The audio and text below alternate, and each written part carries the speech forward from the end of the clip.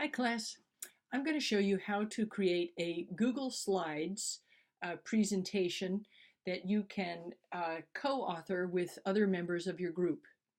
So you're going to need, first of all, to sign in the easiest way is to go to drive.google.com, and you can see that it remembers my identity here, my Google address.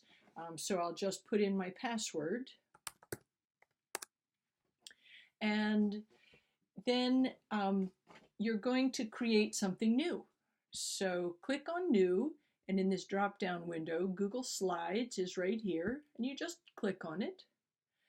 And it gives you the sort of default arrangement here, which is a title and a subtitle slide. You can choose different themes over here if you want to. I'm just going to keep it pretty plain. And now that the slideshow exists, I suggest you give it a title. So I'll just call it Class Project Group 1. And then it's a great idea to go ahead and share it with the people who need to be able to see it. So I'm going to X out of these themes. I'm not going to use them right now. And I'm going to click Share. And this is the place to add email addresses of my partners and my teacher. So you can go ahead and type in the names here. And this right here means that they can edit it. If you can, there are 3 levels of permission you can give to edit, comment, or just view. But if you're working with partners, you probably want them to be able to edit. You're going to fill in their addresses and then click Done. That should generate an email message to your partners and your teacher so that they'll know how to get access to this slideshow that you're collaborating on. So maybe you want to create a title slide, project name right here, and maybe the group members' names right here. And then you're going to want to add some more slides. Now, I don't always like to have these title boxes. You can always delete those, but you can also go to Slide here in the drop-down menu and apply a layout. So it gives you a lot of layouts, and I'm kind of fond of just blank. So I'm going to create a blank slide, and then I'm going to add several more like it, and you see they all come out nice and blank too. I want to add an image to this blank slide. So I'm going to go right here to this little image icon and click on it. And then I have multiple ways. If I have an image on my computer, I can just sort of drag it over. So I could I could highlight this file and just drag it in like that. That's kind of fun.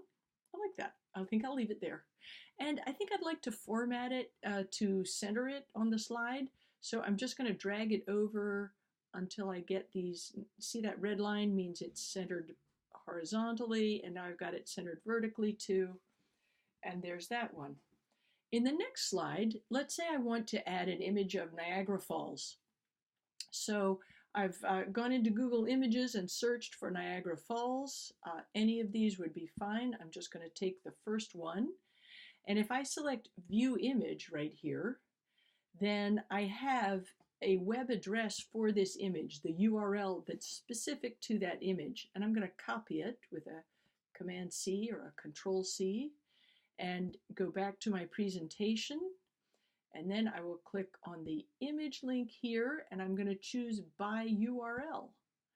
And I'll paste in that URL, and look, the image pops up, and I can select it that way. And there's my image of Niagara Falls. And maybe I want to add a little caption, add some text down here at the bottom under that image. So I will click on this text box and take it right down here. And then I can type in here, Niagara Falls. And it is easy to drag this around and try to center it, and I should probably do that. And then when I click over here, that box disappears, and I have a little caption for my image. So you and your collaborators can keep on adding slides and adding images to those slides. And one thing you should know is that your teacher or anybody else who has permission to edit this slideshow can always see the version history. And so it will show over here who has done what things in the slide in creating this slideshow. So that's always kind of part of Google Tools. And one cool thing is you don't have to save because Google does it for you. So you don't have to worry about that. One more thing you can do with Google Tools is you can have a discussion. You can post comments on them.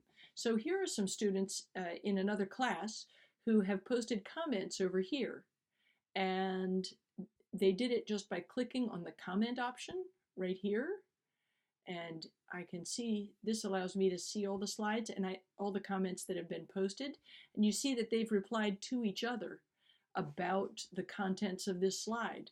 And I can participate in that conversation by adding my own comment right here. I'll just type in some text. And if I were to save that, it would show up down below with the other comments. So I think that's all you need to know about creating a group project. Good luck.